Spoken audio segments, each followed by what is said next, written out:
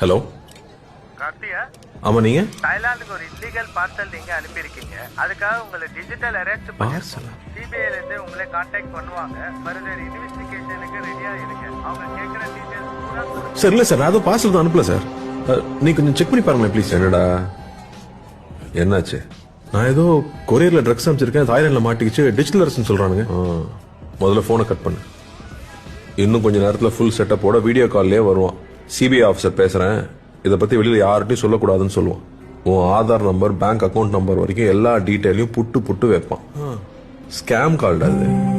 Scam?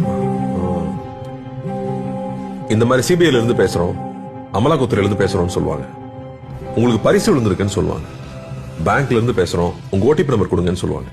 இப்படி பல வித்த வச்சிருக்கானுங்க, ஏமாந்துடாதீங்க. நம்மளுடைய பேராசையும் அறியாமையும் தான் இந்த மாதிரி சைபர் ஃப்ராட்ஸ்க்கான மூலதனமே. டிஜிட்டல் அரெஸ்ட்ங்கிற ஒரு சட்டமே நம்ம சட்டத்துறையில இல்ல, நம்ப வேண்டாம். இதுல மக்கள் பல கோடி ரூபாய் ஏமாந்துருக்காங்க.